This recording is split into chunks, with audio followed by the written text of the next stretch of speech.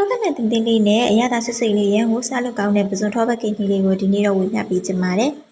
ပထမဦးဆုံးပဇွန်ထုတ်လေးတွေကိုတိကျရေးပြအောင်ဆေးပါမယ်ပြီးရင်တော့ပဇွန်ကောင်းကမလိုအပ်တဲ့လက်တံလေးအမွှေးမြင်လေးတွေကိုကကြီးလေးနဲ့အသားရလေးညှက်ထုတ်လိုက်ပါမယ်กินတဲ့အခါတော့ထောက်မနေအောင်ပါပဇွန်ကကြောရိုးပါပေါ့နော်အညစ်အကြေးလေးတွေကိုလည်းထုတ်ပါမယ်အလုံးပြီးရင်တော့စကင်ပါတော့မယ်ရှင်တဲကိုမီးပူပေးပြီးတော့ထောပတ်ထည့်ပါမယ်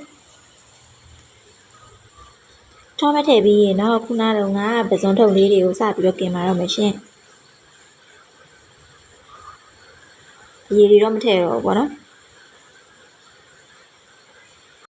တစ်ဖက်ကရဲလာပြီဆိုလို့ရှိရင်တော့နောက်တစ်ဖက်ကိုလည်းအခုလိုမျိုးအသားရလေးလံပေးပါမယ်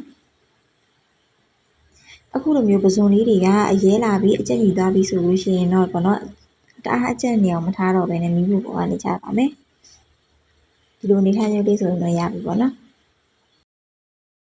ပဇွန်ထောပတ်ကင်နဲ့တွဲဖက်စားသုံးတဲ့ဆော့လေးတွေကိုစက်ကြည့်ကြမယ်နော်ပထမဦးဆုံးအိုးလွတ်ထဲကိုမပီတောင်းရေလေးထည့်ပါမယ်အဲ့ဒါပြီးတော့ငရုတ်စီချင်ဆက်ထည့်ပါမယ်ဒါကတော့ငရုတ်စီချင်ဆက်ပါပဲရှင်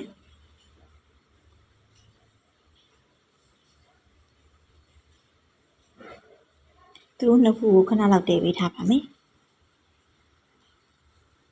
စူလာပြီဆိုလို့ရှိရင်တော့ငရုတ်သီးစိမ့်ထည့်ပါမယ်နက်နက်မီလေးတွေထည့်ပါမယ်ရတာလေးတွေပို့ပြီးတော့မှုေးသွားအောင်လို့ပါဒီလိုဆိုလို့ရှိရင်တော့တွဲဖက်စားသုံးမယ်ဆော်လည်းရပါပြီပြီးလို့ရှိရင်တော့အလားစင်မှုအတွက်အသီးနှံတွေထည့်ပါမယ်ကျမကတော့တခွားသီးသုံးနဲ့တမ်းမြားသီးသုံးနဲ့မုံလာဥတွေသုံးပါတယ်ပြီးတော့ပေါ်ကနေပြီးတော့ပစုံထုတ်လေးပေါ်ဆော့လေးတွေကိုဖြူပေးလိုက်ပါမယ်ဒီရန်ကိုအရသာရှိရှိစားသုံးလို့ရပါပြီကျေးဇူးတင်ပါတယ်ရှင်